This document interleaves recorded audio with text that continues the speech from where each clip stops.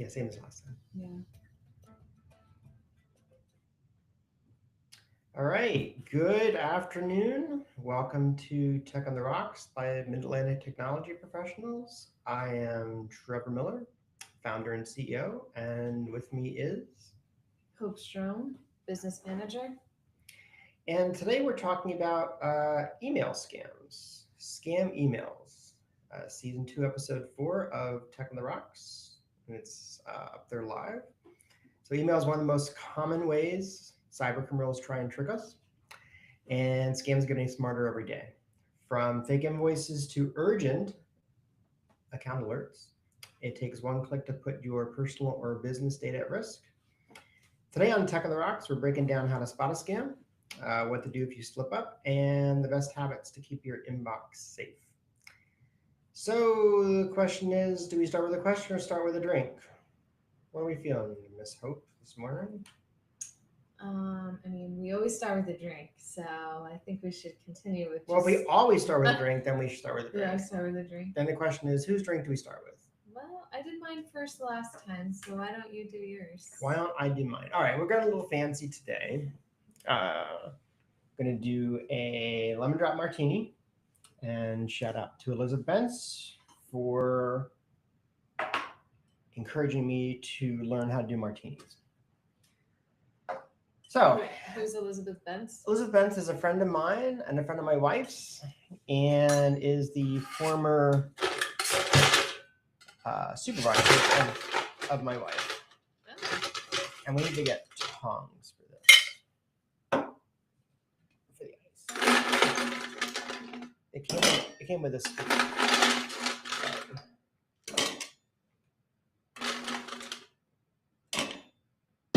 No ice is going into the glasses, so that should be fine. And so, as I was telling Jen earlier, and we have Jen with us running the board. Sorry, didn't introduce you. Jen is on the board.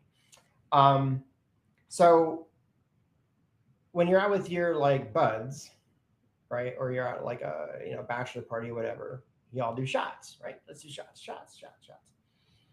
If you're out at something fancy, you have a martini. What's the difference? Not a whole heck of a lot, as I learned when I started learning martinis, because martinis are mostly alcohol. Oh. Mm-hmm. And that's the thing. So we're going to do fancy today, and let's see. Should we make it first or do the glasses first? I guess we make it first. Right. So, la-di-da-di-da. And I realized that, make sure I get my recipe right.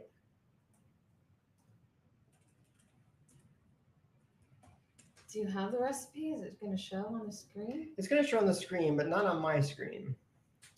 So, where's our Jake? Here we go. So we're doing a shot and a half of citron vodka for me, and a shot and a half of citron vodka for you. Not quite a shot and a half. Okay. And then we're going to do half of lime juice.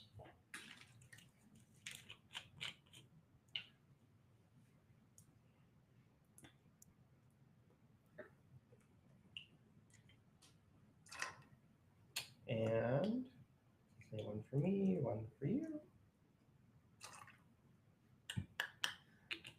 Oh! Are you forgetting something? I forgot something. Oh, no. So what should we do? I don't know. Should we... What is it? It's sour mix. So it's sour mix, and it's in our break room fridge. It's already cold, and it's kind of yellow golden. Okay, it looks like Jen made the call to and go. Jen's made the call to go. To go. This is the first. We actually solved our tech problems, and I've created another problem. Another problem. So I actually brought sour mix with me this morning, but it was for my backup stock at home, so it wasn't cold. So you put in the fridge. Right. So, but I didn't. I found out we actually have some here from the last time. So I was going to bring that, and I set mine aside to go home. So because I did all that. Well, that was fast. Catch your breath. Wow. Holy cow. Did you run? She did. She did run. Wow. All right, we're back on track.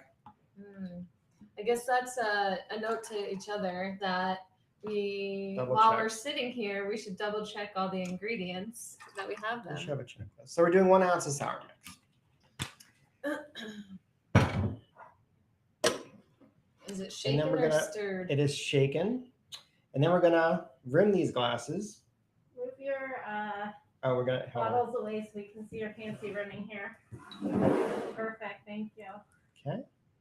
And we have a rimmer. So this is just lime juice. That. And lime juice on the rim.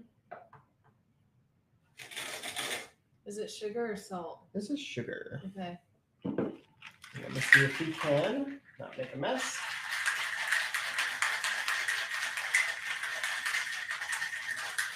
No garnishes today. I don't have any garnishes either, so we're good. My hand is very cold right now. But you want to break down the molecules. You want to like get it. The whole point of shaken is to And blend it. right. Yeah.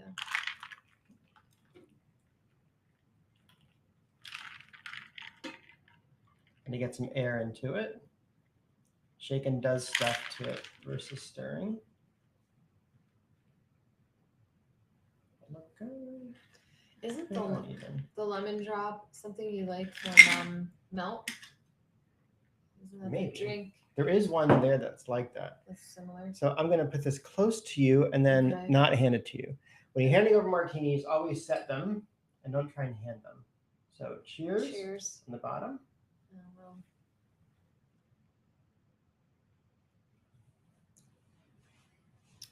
Yeah, you get some of that sugar, you get some of that's that, yummy. right? Okay, good, cool. Very good.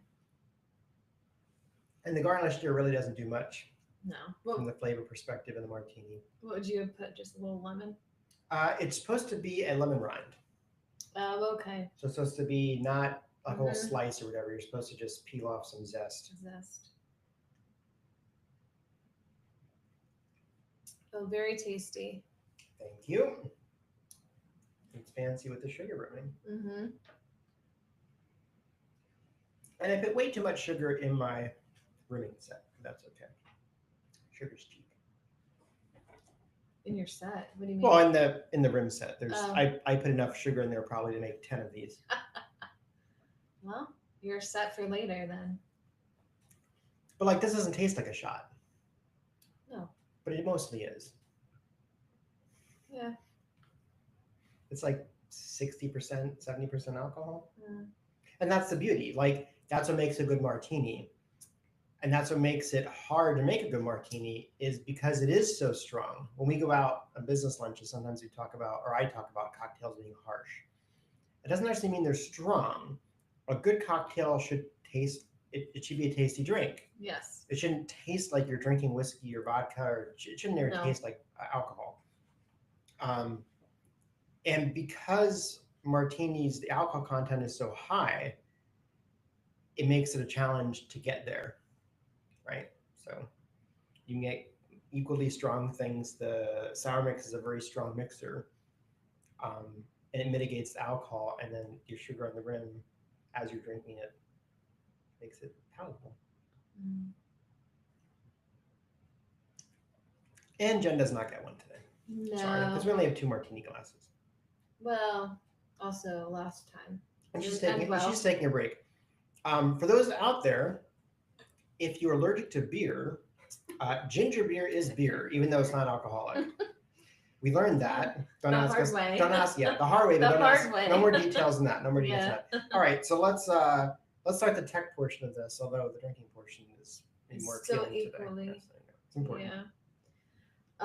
So our first question, are you ready for a question? Sure. Ask me a question. How can I tell if an email is a scam? That is a great question. It's That's a- very hard to do. That's a great, and sometimes hard, and getting harder all the time. Yeah. So we talk about firewalls last time, but really today we're talking more what Mid Atlantic here we call human firewall. So It's the person behind the keyboard. And in an organization or even in a house, it's the weakest link, right? Because your computer can do things, and unlike say a virus, scam emails try and get you, the human being, to do things, whether it's clicking on something that actuates a task or tells you to do something offline, go get some gift cards and send them to XYZ, or go tell your accountant to send a wire. It allows the filtering of the actions through a human being, through a human brain. So, depending upon the situation, that can be good, can be bad, right? Um, so we're going to go through. We're going to go down through an objective list and talk about some ways, and then I'll chat a little bit more about kind of real world scenarios. So, uh, how can you tell an email is a scam? So we look for red flags, right? So the first is we kind of look from who's sending the email, right? Did it come from nonsense? Now, most email services these days, Microsoft, Google, Yahoo, whatever you use typically out there, the big guys, they'll filter a lot of these out. And believe me when I say that in your inbox you see 1% of email that tries to get to you every day.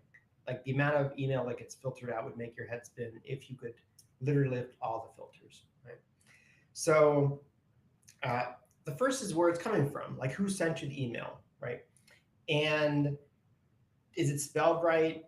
Does it look right? Does it, if it's coming from PayPal, is it paypal.com, or is it pa1.com?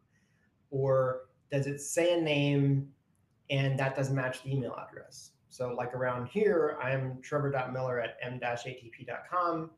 Well, if it comes in that it's from me, but it says the actual address is, user@abc.com, well, clearly not me. Email goes all the way back to the 70s, right? And the beginning of the internet.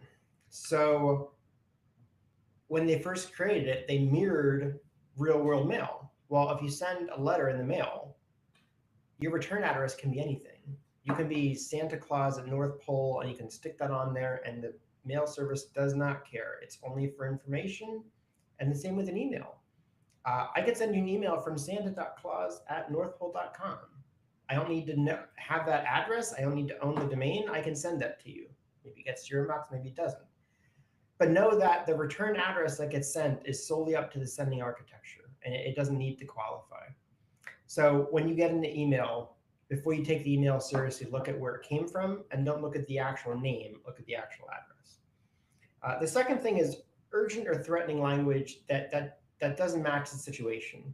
So, something that, is not urgent, right? So if you do bank transfers once a month, but some email is directing you to do it the next hour, maybe you want to question that.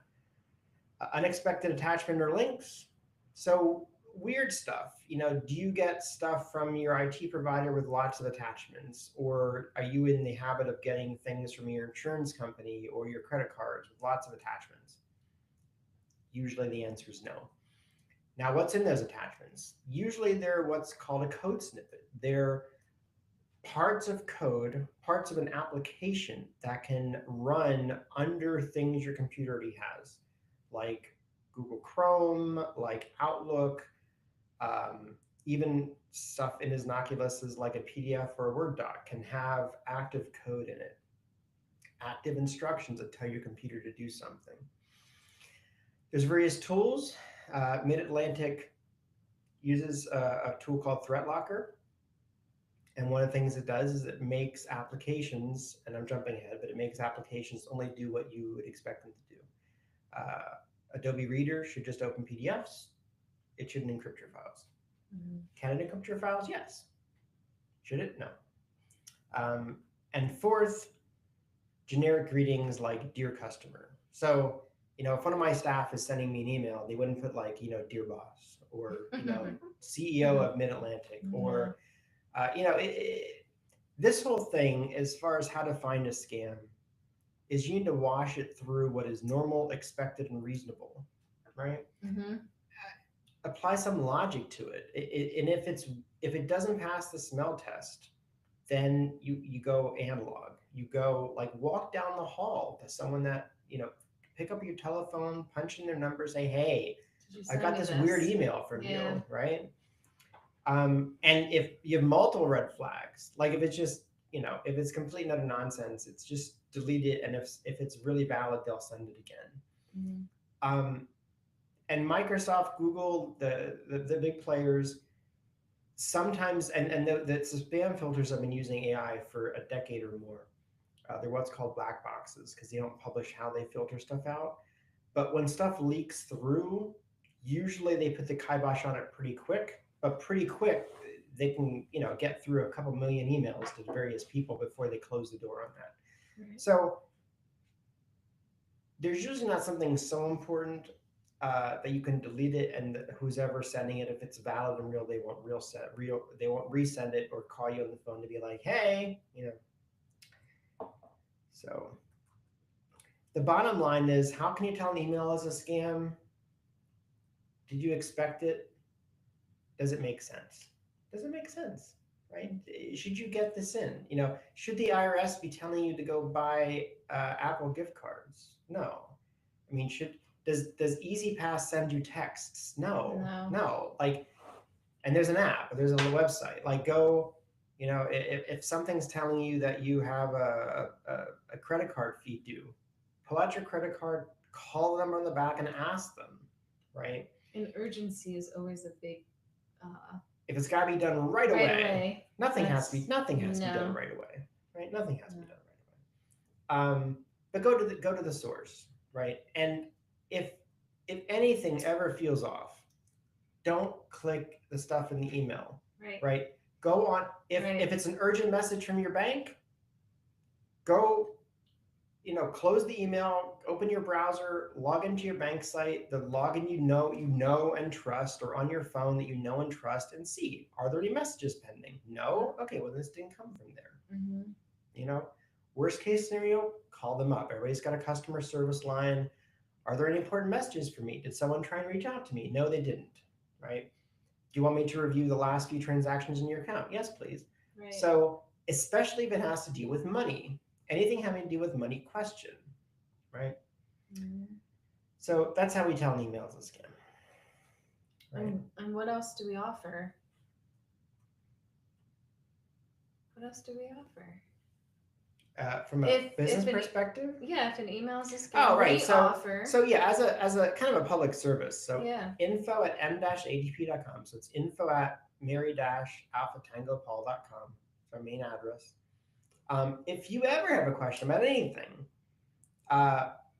create a new email, attach the questionable email to it, and we're happy to look at it and get back to you. Yep. Like, you don't have to be a customer. You don't even have to be a friend of ours.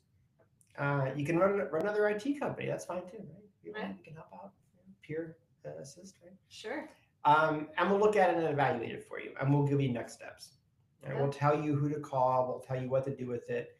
And when people do that, most time we say, this is a scam, simply delete it. Delete it, ignore it, move on with your day. Right. Right. All right. Are we done? You're done. I'm done. You're because done. it was very good. All right, good. Well, let's try number 2. Okay. And then we'll do questions 2 and 3. Okay. And while you make that, I'll finish this. Okay. We need to find. We were talking earlier today when we were setting up for this, because we've changed how we do the podcast and kind of changed the tech around a little bit to simplify it. One of the things we want to work on in the future is music, and we should have drink making. You go ahead, keep going. Oh, okay. We should have drink making music, like traveling music, right? We should bring something in to be like, while making the drink. We can find YouTube is notorious for taking stuff down if you use commercial music, but maybe we can find some sort of license free. You dropped ice. See, I thought I was gonna drop ice. We got a new ice bucket, by the way. Isn't it pretty? It's very pretty. Very loud. That's what I said. I think you should invest in some orange tongs. That's your next quest. Or not orange tongs. It could be other tongs. It doesn't have to be orange. So I'm not gonna measure. I'm just gonna eyeball. We're gonna. Ooh, that's dangerous. All right. Yeah. I make a pretty good vodka tonic. Oh, that's what this is, by the way. Vodka with a capital V, as I see you a strong pour.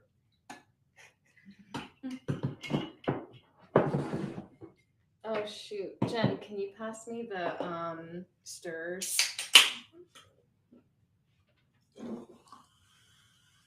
Thank you. Now, if I drop some lime into mine, would I offend you? No, I would actually. Yeah, let's do that. Because I didn't have a garnish. Yeah. This simple works for me, but like I always drop a little bit of lime into it. I'm a lime fiend. I hate those. Lime is very good. Those Coca-Cola Frida machines. I have Frida machines. the Frida where you can like make Oh, like whatever 100 you different want. drinks. Yeah, where the buttons never actually work right. Yeah. Yeah, Or I hate the those. drinks are out of stock. Yeah, I hate those machines, but it's the only way you can get Coca-Cola lime, which is a product, but no, it's not. It's nowhere, but it is a thing. Coca-Cola lime is just How amazing. much do you like? Just a drop? Give it a squeeze. Whoops. Where's it? Yes, gentle squeeze. Oh, I should have squeezed it. Sorry. I think that's fine though. Okay. Do this. I thought you would just pour. I really squeeze more. So you have to squeeze and pour at the same time. You want more? I might. We'll see. Okay. I missed the first half. Cheers. Cheers. Oh, by the way, these are new glasses. These are new glasses. Oh, that's good. That's fine. Mm-hmm. It's more like a double vodka tonic. Closer to triple, but yeah. Triple. Closer to triple. That's right. It's on the lone ice cube. We're gonna let it there to. Wait, let's do this. I don't know what to do with it. Oh, okay. Stick with the lime juice. That needs to be washed out anyway. So. All right. All right. My grandfather-in-law loves these. Oh, Like good. he the joke was always running around. COVID got him, but I mean he was still walking 18 in his late 80s in the golf course, and I think he was 94 when COVID got him. So that's a good run. Yeah. But he'd kick a bottle every few days. Like this, he didn't drink like iced tea or lemonade during the day. Like literally, he just drank vodka tonics. Yeah. Wow. Apparently, sometime in his 70s, his doctor told him that he could help his heart by drinking vodka. Less. Oh, no, by drinking more? More, yeah. And he took that to heart in a big way. And we don't know the details, but I always joke that you're not going to have to embalm him after he died. Well, he lasted to 94, so I think he had the right idea. As they say, I'll have what he's having. Yeah. Right? Yes. So, all right. Ask me the question. Okay. What should I do if I accidentally click a link in a scam email? So, according to the Hitchhiker's Guide to the Galaxy, don't panic. Right? Don't panic. Don't knee jerk, whatever. Don't ignore it. But do something about it. Don't let it sit. Mm. So, if you click and open something and you realize, oh, I shouldn't have done that. So, physical disconnect from the internet is a great first step, right? If you have a computer with and manual analog disconnect, like pull your cord. Like if you have a desktop computer, go back, know where your network connection is, and just disconnect it. Right? Turn off your network connection, turn off your Wi-Fi. If you're at home, you can pull the connection to your whole house until you figure it out. So connection meaning internet. Don't turn your computer off, but turn your internet off. Correct. Yeah. And the reason why, so some malicious things actuate when a computer restarts, and they can't hurt you until you do restart, right? Okay. So it used to be common consensus to turn it off. Now, back when you could actually turn computers off. Right. And that's the thing. These days, it's very hard to turn the computer off. It sleeps, standby, everything else. And if you go down that rabbit hole of turning off, you might accidentally restart it, and that's what we don't want. We just want to deny it access to anything else, right? Because what scams and viruses and, encryption malware, they love friends, right? So they love to go out on your network and find other computers to rope in anything in your house. And these days, more than computers, we'll probably talk about this in another episode, but your home these days is full of smart things. I got a new stove recently, and it had firmware updates. It blew my brain. It blew my brain. You can connect your Mhm. stove to Wi-Fi. And that may be a bit too far. But anyway, so it can go off and infect that kind of stuff, infect thermostats, affect alarm systems. So Wow. stop it from talking to other things, right? And this is the point after you pull your cable or turn off your network connection. If you have anybody that you trust, if you're a business and you use a service provider like Mid Atlantic, or you use a different service provider, or you've got a guy, you've got a friend, or you've got a buddy, call them. If you don't Right. feel comfortable, you don't really know what the next steps are, call them, right? Because they will help. We all help each other because this stuff propagates, and we want to tamp it down best we can, right? If you don't have anybody, all right, these are the things you can do. Again, if you don't understand, you can always reach out to us, info at, call us on the telephone. But you should be running some sort of virus malware software. Hopefully you do. Windows comes with a program called Defender. It's not the greatest, but it's better than nothing. In there is like what's called a full scan. Run that. Um, Where would they find that? Usually down by the clock somewhere, or Mm. you can do a search for Defender if you still have access to your computer. Depends what it's running. Um, Also, just closing, right clicking on the taskbar and closing active windows. As Windows has progressed, it's Microsoft has gotten much better at what's called isolating processes, right? So if something is running in one window, until you reboot your computer or do something else, it's a good chance that it's stuck in there. So if you Mm. close it or terminate it, then you get rid of it, or at least you mitigate the damage, right? Right. Until someone can look at it. If you've clicked on something and your computer actively seems to be doing something and it was financially related, right? Start with your actual bank, go change your passwords, right? Right. On a different system, not on the system that Not you on the same clicked. No, system. on Right. your phone or on someone else's computer, or call your bank or your primary cards and just lock your account. Right? Just Right. say, hey, I had an event. Just lock my cards down, lock my account down. Don't let any transactions through, and they'll go back to you. And a lot of credit card companies, banks, they're having, they have to have cyber liability insurance.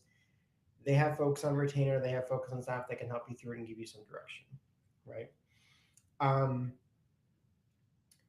if you don't have what's called two-factor authentication, and uh, a lot of companies are requiring this now, but if you have to log into somewhere and then something sends you a code, either through text or email or on a what's called an authenticator app, um, if you opened a link and you gave it username and password. So like if you got an email from your bank and it said, hey, you have to upgrade your security, whatever, and you clicked on it and they wanted you to log on and you did, and you realized, oh, I shouldn't have done that, then contact the company directly, give a call, and in that conversation set up two-factor authentication. Like give it some other level after you change your password, because then anybody attempting to use your account or hijack your account has to have more than just your password that you just gave it. And two-factor authentication is also known as multi-factor authentication. Correct. Correct. MFA, MFA. TFA, yeah. Mm-hmm. And it can take multiple forms these days. I would caution people to be a little cautious with passkey. Passkey's new, and it's being pushed by lots of Yes. different sites. If you don't Yes. understand passkey, if you don't fully grasp what it's doing, skip it. Right? Give us a call, send an email to info. Passkey is great, and it's very very convenient, but it hides a lot of what it's doing beneath its functions. Right? So it allows you to clickety click, but if you don't really understand what it's doing underneath the hood, then just pump the brakes on that, right? Right. Because it ties itself to a single computer, and if that, or a single entity, either be your phone, your computer, or something else, tablet, if that entity dies, you're in for a world of hurt, Yeah. right? At the moment, the current implementation of passkey, I have a handful of things set up on passkey that I use. I fully understand passkey, but if my laptop took a dive, I will not be able to log into the sites until I rectify that somewhere else. I will get completely locked out. So just be careful with passkey. I think another thing to note is that um, when if you were to click on something and a pop-up comes up to call a number, Mm-hmm. that is a telltale sign to not to call that number, as again it's urgency. It makes you feel rushed, and then you're not thinking logically. uh, Take a moment to breathe, relax, and know that no one is attacking your computer, and that's usually um, a feel good moment of they want you to call that number so that they can get into your computer. It's not to help you in any way. And it's usually um, disguised as Microsoft. They usually tend to pop up and say, "This is Microsoft, call us now." Yep. And that is Again, urgency, scam. right? Yep. Urgency there, and yeah, we have a Guardian One. We have a phone system. We sell Guardian One Voice, and let me tell you that I could configure the system. It would get caught after a few hours, but I could configure our system to look like any telephone number. It is dead on easy. It takes very little brain power from someone that knows a little bit about telephones and voice over IP. So you don't trust phone numbers. Right. Like legit, the back of your credit card, have your bank's number. It's usually on the back of your debit card. Call them. Right. Call them analog, like just punch in the numbers. Don't, something aside from your computer. So I think that leads us to the third question. Indeed. What are the best ways that we can protect ourselves from email scams? So we talked a little bit about multi-factor authentication, and that for the vast majority of stuff these days, that is a fantastic start, right? Because what do people need? They need your login, which is usually your email address. Sometimes it's a name, and then your password, right? Right. Well, those things can be what's called spoofed. Those things can be, guessed, changed. Uh, there's nothing to say that you are the person typing those letters in, right? Or it could have been hijacked from you. Right. Two-factor asks for something else and asks for something else which is different every time. So it's impossible to guess, impossible to save. Let's just say very difficult to save, because I just say impossible because that would be inaccurate. Because that can be hacked as well. But again, we're looking for most instances. So look at two-factor authentication, and if you have a financial login for something, go seek it out. Your bank, your credit cards, anything, your investment accounts, anything that has to do with money in 2025 should have a secondary login method established.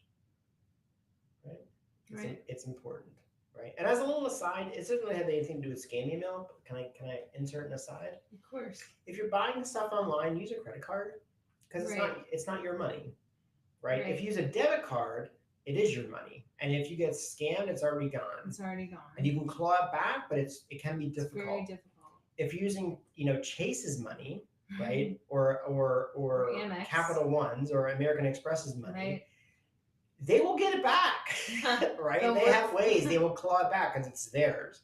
Because your cardholder agreement states that you're not on the hook for unauthorized purchases. So correct. if your card's fully in your wallet, my wallet's in my office. If where's your card? If you're fully in possession of all your things and you get some sort of charge in Algeria or something, clearly that wasn't you, and Amex will credit you back, or Chase or whatever. If it's your debit card, it's already your money, and your bank will try and get your money back. It's a lot harder. It's best effort. Yeah. So online, especially if it's vendors, like if you see some really cool thing advertised to you on Facebook that's from some vendor you've never heard of before, like use Use Google some it. use an intermediary payment. PayPal's good. PayPal. I No. use PayPal all the time with stuff on Facebook, right? Because Right. if I don't actually get the thing, PayPal will give you my money back. So I Right. have credit cards linked in PayPal. I never give a third party your direct credit card information unless you're doing business with them on a regular basis. Amazon, fine. We all know Amazon. We all know Amazon. I know Amazon. Although Like Amazon, they are known Microsoft. to have some scams as well. Also so, true. Also true. Yeah. But if it's like a one-time thing, like you're gonna buy one thing from this company and probably never do business with them again, use them intermediary. PayPal, a lot of credit cards, including Amex, allow you to do virtual credit card numbers where it's a fake one-time number. That's one use and then never used again. Anyway, uh, that's an aside.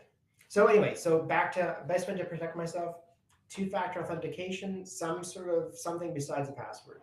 Yes. Get antivirus software on your computer. We review the antivirus software we provide our business customers every few years. Currently, we're using SentinelOne, and it's worth stating that everyone knows what antivirus means. We've kind of moved past that, right?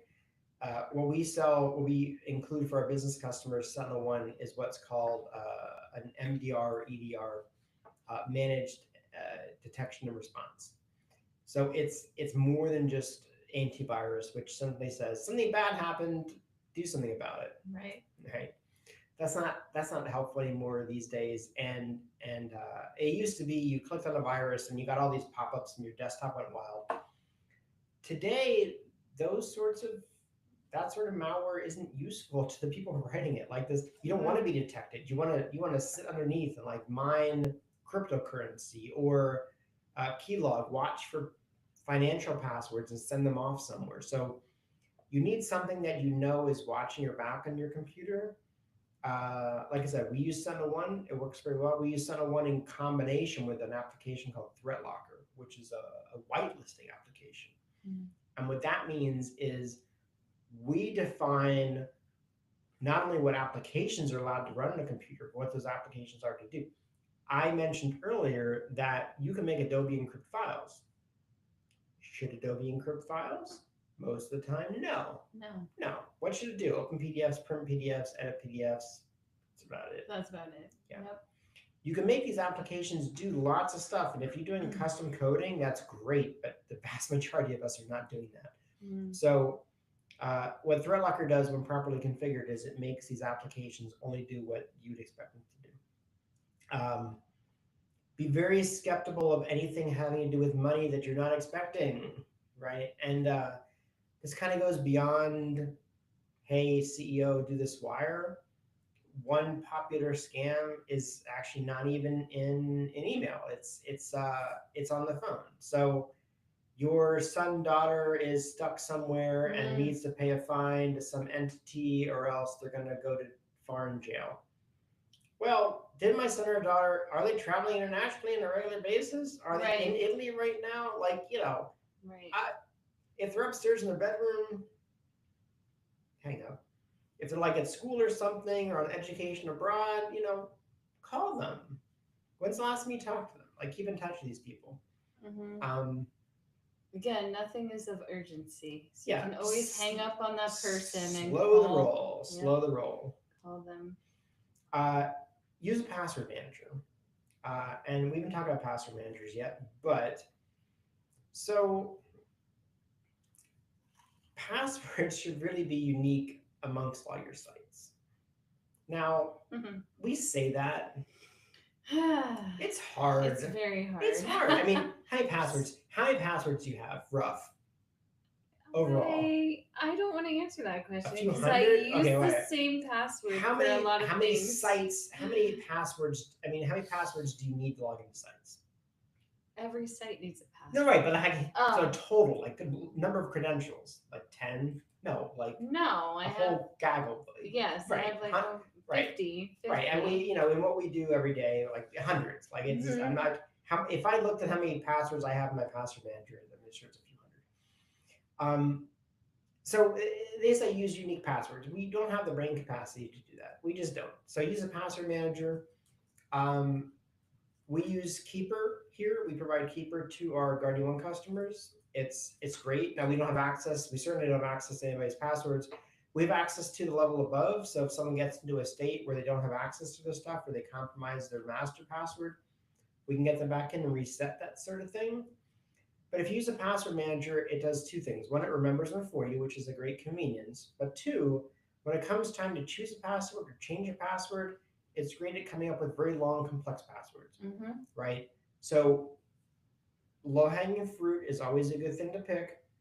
Randomized passwords so that they can't be guessed or cracked by any sort of social, tell us your first car or your favorite pet's name. I'm like, if you ever watch Mr. Robot, like socially engineering passwords is still a thing. Like if you know 10 to 20 datums about a person, you can feed that into an AI program and come up with the password permutations that are pretty damn good. So you take it from having years to crack a password to days. Yeah. If I want to target you, I can spend days. It's not that hard, right? So completely randomized passwords that have absolutely nothing to do with your first house, your first pet, your first address, your social security number. No personal info. Nothing. Mix of letters, numbers, symbols that you'd never be able to remember, but your password manager does. Password manager, your master password, remember that. Remember it. Like put it in your brain. Don't put it on paper. Don't put it in notepad. Don't put it in email. Remember it. And here's how you do it. Create a sentence. Okay. Right? I like running and mowing the grass and whatever. You take the first letter of that sentence because a sentence is much easier to remember for the human brain than just letters. You capitalize the first word. You take the rest of the letters in the sentence. At the end, you put a date, 2508, add a symbol. Congratulations. You've created a complex password that you couldn't remember that no one else will. Right? Because the letters in the sentence are meaningless unless you know the sentence. Don't write the sentence down. If you do have to write the sentence down, put it on a post-it in like your locked office. Put it somewhere. Hide it. Hide it. Don't put it on your computer. Don't put it on a computer unless like no one's walking around your computer. Like in an office, don't do it. But if you're home office and like you and your spouse, whatever, unless you're hiding stuff from your spouse, whatever. Put it out of the way, but don't make it electronic. The bottom line is don't make it analog. Yeah, people go, financial stuff, Bitcoin stuff, people create passwords on like little washers or metal pieces and they tuck it away. Your master password manager, you should know it. It should be something that is in your brain, and the best way to do that is with a sentence. Gotcha. Shout out to my wife, Jennifer. She's got a great one, and she remembers it all the time. Oh, good nice. For you. And lastly, when in doubt, verify by phone or a known website. Never reply using email. You never reply. Don't reply. Even if it's valid, don't reply. Right? If you reply to something that potentially is scammy, they know they have a live one. It's like the fish that kind of grab the hook. Like, just don't. Just don't. Take it offline. We talked about this before. Call the person, chat with the person, do something outside of your email system to figure it out. We've been going 44 minutes. Right. But this is important. Jen, can you throw up the email one we actually got this morning?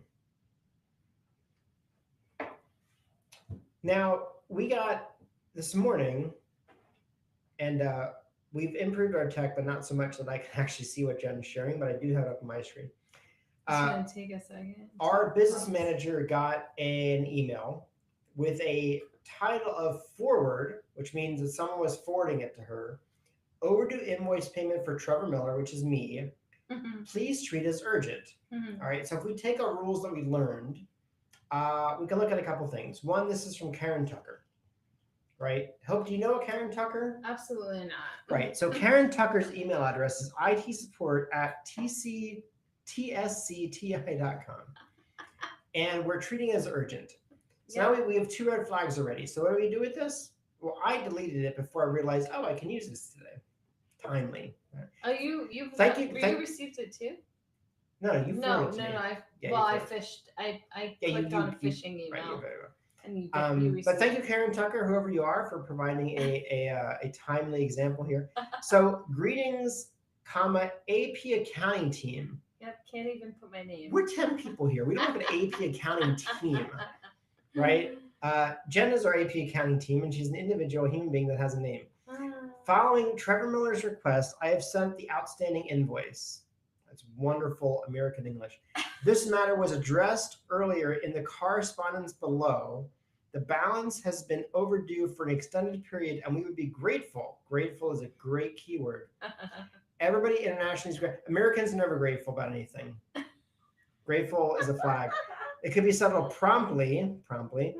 Given the length of time this amount has been unpaid, we kindly is another one of those words, like watch for those, ask that you prioritize the payment. Your swift attention to this matter would be greatly appreciated. Thank you, Karen Tucker, accountant / CPA. Nobody in America that is a CPA would also call themselves an accountant. You're one or the other. Also, she says she's a growth coach, which is very yeah, and that's contradictory. Yeah, okay. So Karen Tucker is she's not even a growth coach. She's the growth coach. Has firmly established herself as one of the world's premier leadership. I have to read this word for word. As one of the world, we didn't dive into this, but as one of the world's premier leadership in business, sales, and CEO coaching, a testament to its exceptional experience and proven outcomes with a collection of over 25 accolades of distinction. Nobody you talk to in America talks like that. This is scam up and down. So this is all the red flags. This is a delete right off. Now what's missing is that it did come with a PDF, but it came with a PDF. But now when I did a phishing email, it wouldn't show that. Right, part, and here's the new. And I've asked our engineer Jen to scroll back and forth on this. I can't tell what she's doing, but so these have cropped up in about the last year or so, and they are presented as a thread. They are presented as a series of emails where there's already been a back and forth. So if you're looking at this, it's meant to appear as though I, the CEO, have been talking with this other person, and now I'm asking action from a third party. In this case, Hope, our business manager. Which they never put your direct signature. They just say, "Thank you, Trevor Miller." Yep, signatures are important. If that looks odd, I have a distinct signature. This is not it. And where it says, if you scroll down from Trevor Miller, it doesn't even have an address for me. In the past, it has given addresses for me that are not valid. Right. This one, if you scroll farther down, Karen Tucker becomes Karen at thegrowthcoach-usa.info. So, and this is her emailing me about the overdue invoice, then apparently I'm forwarding it to Hope. So in its entirety, you look at this and you go, what if Hope already judged this as a scam and she deleted it. But if she didn't, she had a question, she's gonna be like, do you know Karen Tucker? And I'd be like, no. Like, from a growth coach? I'm like, no. That's it. That's what has to happen. Deleted, done. This stuff happens. Microsoft has great filters. Google has great filters. Yahoo has great filters. This kind of stuff gets through. Why? It's just text. There's nothing malicious. Now, there was a PDF. There is a PDF. The PDF could have something weird in it, or it could be just an invoice. Sometimes we didn't open it because there's no reason to open it. There's no reason to open it because it could be malicious. There's no reason. But it's presented as text, so it comes through because anybody can email you. Just like anybody can send you a letter. I can send you a letter in the mail. The Postal Service isn't going to throw it out. Nope. How much of your mail that you get every day do you throw out? Most. Do you throw out most? Right. Yes. Again, you don't take these like, oh, I won a contest, or like this realtor really wants to sell my house. No, it's not. This was not sent just to you. It was sent to like hundreds or thousands of people. It's junk mail. Same thing happens here, right? But because it's business, it has someone else's name in it. It says Trevor Miller. I have an uncommon name, but it could be, John Smith, whatever. It doesn't matter. It's very easy to compile this as just text. And I just want to throw in there that, yes, we work for a technology company, but even we can get scammed. With AI happening now, it gets easier and easier. And sometimes it's even harder when you're looking at an email from your phone. Yep. because you don't automatically see the wrong Yep. email address. Yep. So don't think that, oh my God, I'm the dumb one that Yeah. checked on this. It's getting harder and harder to realize, and what you have to do is just take a deep breath, relax, and look at the email Mhm. from a logical perspective. And anything that seems weird or urgent. Yeah, this one wasn't hard means- because there's a lot of kindly, Yeah. promptly, so AI will make these things better, Mhm. right? And they will, people that are non-English speakers that are compiling these or using translators and Google AI, they will get better, right? They will start to sound like Americans. If someone called you from a foreign country and asked you to do something, you keenly know because their accent, you don't talk to this person, you don't know it, you don't know the phone number. The same thing here. There's no accents in emails, but you can tell when something's a translate, right? Correct. Americans don't talk like this. Now, you might work for a multinational. You may work for someone that deals with foreign people on a routine basis. So you have to be extra vigilant. But the great thing there is you do get to know how other countries talk, right? I used to do a lot of work for I used to work for a multinational. I know how UK folks speak. So if something was, coming from Romania or something and is being translated into British English, it would sound just as weird, right? It's so you look at the words, look at the text, and again, the bottom line is, does it make sense in the context of your daily operation? Do you do wires? Like, do overdue payments come to the CEO? So Right. what doesn't make sense about this email? Question everything. Yep. Yes. All right. Jen, thanks for having that up. I'm not sure if it still was, but we're done with it. Right. So I think we're good. Want to end us out? We can end this out. Is there any other thing in your day to day that you talk to with businesses that one of these days we're gonna have commenters. Hopefully. We're gonna have someone that watches live and they're gonna comment and Live. ask a question, and we're gonna read those questions and answer them in real time. But We'd love that. right, yeah, we would. When you talk to different people at mixers and stuff, does anybody else ever ask or do anything? Like anybody ever asked or you have stuff that you look For email scams? Yeah, that or just you talk about it in different avenues, arrangements. I mean, another situation that occurred was someone filled out our online form, and all the time, yeah. and I emailed them, and then they emailed me back, and it was specific to a T about a hard drive. Yes. And I Googled their business, and it looked like they were spoofing an email. Yes. So anything can happen. I started this company in 2009, and it wasn't long thereafter that someone emailed me to be like, kindly promptly, we'd like a quote for 238 of part number XYZ,